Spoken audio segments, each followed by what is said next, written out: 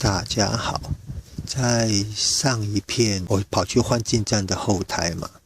那去关峰的时候，我有那一片里面我有提到，我开我的车在后轮去加油站关峰，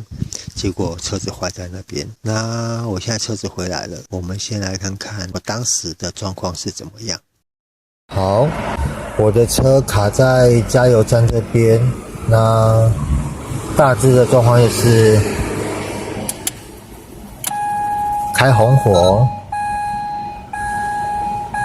油表、水温表、灯号都正常。那你仔细看哦，仔细看这个灯哦。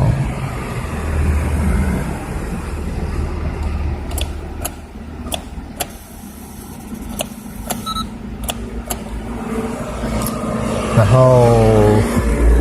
手套箱里面会有个掉掉声，那个是它的继电器。那继电器会掉，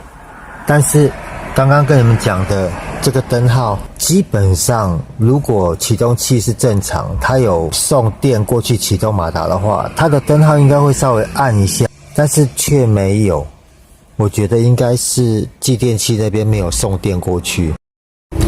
这一颗就是伊莎姆的继电器。基本上来讲，如果它是正常的话，它有送电过去给启动马达的话，继电器离类这种东西，就是你给它一个小讯号，它会启动大电流那边的开关，让它导通，然后进而让启动马达作动嘛。但是它现在就变成说它会掉，你仔细听哦。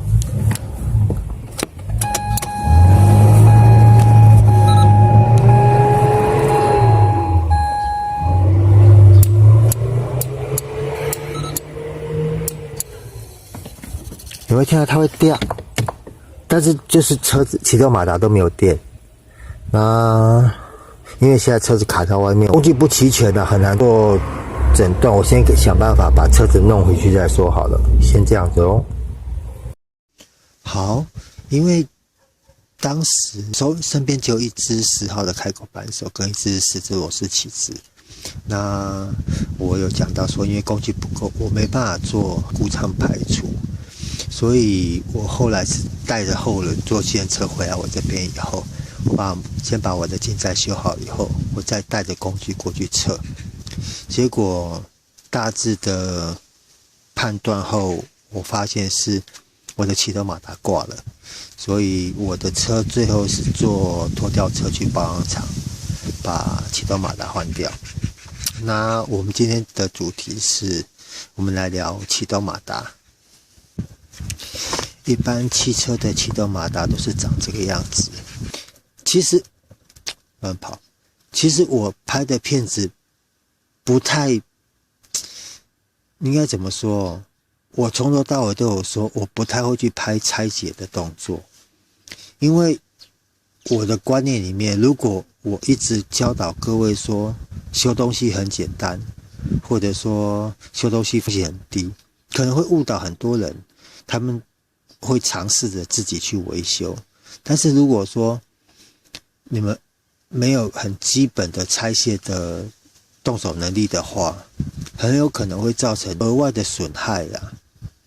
可能你会觉得他们拆好简单，那我自己来拆就拆，可能一发不可收拾，或者可能越修越严重都有可能。所以其实我的影片我比较偏向于就是说，跟各位沟通，就是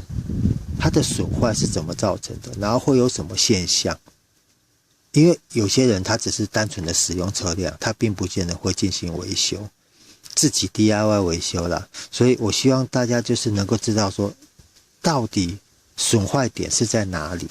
我的用意比较偏向于这边啦。我之前就有讲过，我在拆东西的时候，我没办法说一面拆一面跟各位讲解，因为这个片子会搞得非常长，而且可能会讲得很乱，所以可能喜欢看拆东西的朋友，我的频道可能你们会看得比较不习惯。那没关系，我的用意就是这样子啦，希望大家就是能够做基础的判断。然后像汽车的启动马达，如果你运气好的话，这是有点反话了。如果你运气好，它直接就是，它不会给你做太多挣扎，它就是嘣，就是不会发动。然后以那颗小的继电器来说，它损坏几率没那么高，反而都是这一颗，多半都是这一颗电磁阀，它可能里面咬死卡住，或者说马达里面的线圈有故障导致的损坏了，就是电送过来的时候，它会先把这个齿轮这边有个撬杆往外推，它推出来要跟那个驱轴刹那颗飞轮咬合的时候，这边就导通，这两条都是正电，它就会导通，导通以后咬合就启动。你如果这个不咬合就启动，你会听到嘎嘎嘎嘎嘎，就是跟这个齿轮跟飞轮盘打架的声音，这个就不正常。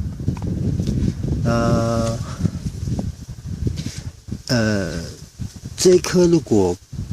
其实这个故障也会有一点点征兆啦，就譬如说可能你的电瓶很有电，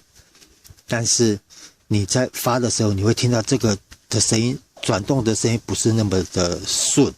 可能会就有点像电瓶没有电的那种感觉，但是你电瓶明明很有电，这个是一个征兆。然后再一个征兆就是会有咔咔，你每转一次它就咔一声，每转一次就咔一声，这个也有可能是这个电磁阀它有在做动，但是它的线圈力道没有那么大，它就是在顶这一颗，这边齿轮这里面这边有个大的这一圈，有没有？这个算是他们说什么导轨哦，还是导轮我忘记了。它这个导杆就是插在这边顶它把这个往外推，离合器啊什么东西忘了，然后往外推，它就有可能是这个东西，因为这个老化，里面线圈老化，它顶不开，因为这个它有一个算有一个阻力，因为你车子发动以后，你钥匙因为你转到启动的时候，你要转过去，然后发动以后，我们钥匙会稍微放开，它会回弹嘛。一样的道理，你放掉的时候，它这个齿轮会退回去，因为你不退回去的话，它会跟飞轮一直咬住。有的启动马达会这样子，它就是这个退不回去。你就是发动以后，你还会听到嘎嘎嘎嘎很大声，很多都是这个咬住，退不回去，或者退得比较慢。这个都是启动马达老化的现象之一。然后如何寻找你车上的启动马达？以设计上来讲，启动马达多半都安装在引擎这一边，它这个面都是要伸进变速箱这一边，所以变成说要找的话，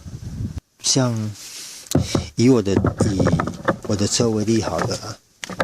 汽车的启动马达如果是横置式引擎的话，它多半都藏在这下面。像我的是在进气气管下面，那如果是重置的话，很多都是藏在这边。以 BMW 来讲的话，因为 BMW 引擎是斜这边嘛，然后这边是排气管，它是藏在这下面。在这下面的话，可能会比较好，比较有空间，你可以去做测试。那时候我就是从另外这边插电表进去量，然后电表就架在前挡风玻璃这边，然后我就看那个电有没有过去。如果有电笔的话，你就直接看它会不会亮就可以了。所以汽车你在测试的话会比较麻烦，因为空间比较小。其实有时候汽车它发不动，有可能是龙头那个电门锁下面那个控制盘那个铜触点磨损，但是那个可能要很老的车，或者说真的那种启动的次数真的非常高，那个地方才会出问题，那个就是要换整个锁头。有的有出料件，就是只换后面那一块，就是那个接触盘那边铜触点那边，有的可以换那个东西。因为汽车牵扯到说它有电门，一把钥匙它要控制很多地方，电门锁，然后车门锁，可能后车厢锁都有。所以你像有的时候你可能买中古车，你会看到一台车有2把钥匙甚至3把钥匙，那就是因为它可能换了电门锁以后就会变成多1把钥匙，因为车身钥匙跟它就不符，除非你是连车身的锁头全部都换掉，但是那个成本就比较高，所以很多人就会变成说一台汽车会有2把钥匙3把钥匙，就是这个造成的。怎么确定是启动马达的故障？大概就是你转动先开红火嘛，然后转动发动的那个钮，那个瞬间你先去看驾驶舱里面的那颗离类有没有做动，基本上那颗离类只要会掉，你去摸它会掉的震动，多半都是好的。如果它会震动的话，再来就是要测试那颗离类到这边有没有导通，它送的讯号有没有被这颗接收。如果这一颗你量有电过来，但是这颗没做动，那就是这个电磁阀坏掉。那这个就很不幸的，你就可能有只卖这一块啦，但是每个车型都不一样，所以可能你们要针对你们的车型、车款去稍微的找一下资料。这个是汽车很大致，我讲的很白话，就是很大致、很快速的去判断可能是哪个环节出问题。好啦，今天这个启动马达简单的故障查修，跟它的一些作动的方式跟原理，就到这边咯。谢谢各位，拜拜。